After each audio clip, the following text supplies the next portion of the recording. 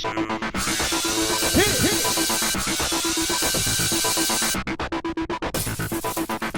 guys, welcome to another recap of American Idol. Alright, so the show opened up with Darius Thomas. He sings really high. Actually, it probably wasn't all that high, but it was kind of Steven Tyler-esque, and he seemed kind of surprised, but it's just like you do, Steven.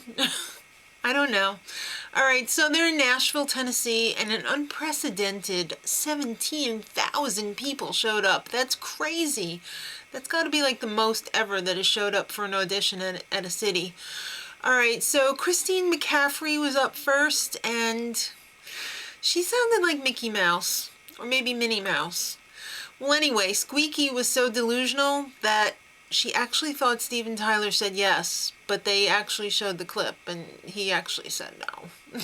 Alright, so 2 exes showed up next. Now, this was really extremely weird because they were on again, off again, off again. Rob Bolin and Chelsie Oakes, and she showed up with her new boyfriend, but they sang together. They were fantastic together. They were fantastic separate. When he sang, if you close your eyes, it kind of reminds me of Danny Gokey, and she was really good too. She didn't really remind me of anybody, but she had a really good voice, and it was a yes for both of them. And everybody, J-Lo was like, oh, well, maybe they'll get back together now, and the new boyfriend was like, I don't know. So I don't know how long that relationship's gonna last. I just don't know. All right, then a slutty girl came in. Steven was like, huh? And J-Lo was like, and Randy was like, eh? So she didn't make it. Alan Lewis came in next. He was Tatman, and he's also a warrior. And he was really, really yelly. He yelled out some, I think it was a Lynyrd Skynyrd song or something like that.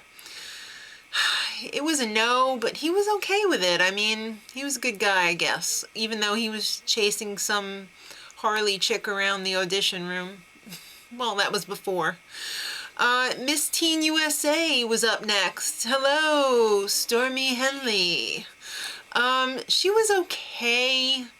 J-Lo didn't think so, though, so she gave her a no, but sex sells, and there's 2 guys on the judges panel, so she's through to Hollywood. It's a yes for her.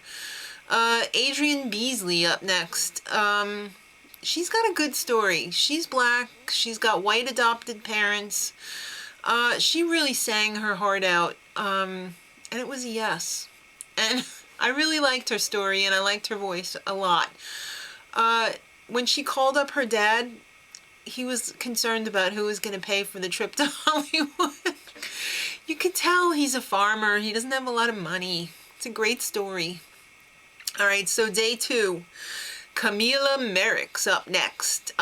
She was powerful. She got up there and she sang so powerful. She was like 2 cats in a bag that was scratching their nails on a chalkboard. Sorry, it was a no. All right, so then this blew me away. They had a mystery guy or girl, I'm not sure whether it was a guy or a girl, in a body sock. It was crazy. I loved it, though. My husband's like, where do you think I can get one of those outfits? Honey, don't go there. All right, then Ryan had to pretend to comfort someone. Oh, it's okay, it's just an audition. That guy was really out of control, though. And then Jackie Wilson showed up. Great singer. She definitely got a yes. And when she was leaving, she kissed some old guy on the mouth, and Ryan was like, oh, that's your boyfriend? I guess he thought that guy was the mom's boyfriend. Awkward. All right, but whatever. Latoya, Younique More was up next. She brought a CD for everyone to share because that's probably the only CD she had. Unfortunately, it was all goat calls on it. She sounded like a goat. She walked out singing because she thought that maybe she should sing a different song, but it was still a no. Sorry, goat lady. Maybe her name should be Latoya Goatmore. All right, then there was 3 yeses. They had spectacular voices, but no backstory, so we won't be hearing about them. Not until Hollywood anyway, and maybe not even then, who knows. Matt Dillard up next. His family had 700 foster kids over the years. Another great story. He had an okay voice. He was wearing overalls and he was dressed up like a hick cowboy, farmer hick cowboy. Good story, okay voice, he made it through. Alright, so then that was a warm-up for the final one, which was Lauren Alaina, another 15-year-old. The 15-year-olds are so hot this season, I'm telling you. Her cousin has a brain tumor. They just come up with the most tear-jerkiest stories ever for the final ones. It's killing me. And I really like this girl. Love her story. She's got the voice of an angel. She reminds me totally of Allison Irahita with different hair. It was a yes. It was a yes for her. I'm really rooting for her. I like her a lot. All right, next time, it's going to be crazy up in here. Austin, Texas. Yeah. Till next time, much love.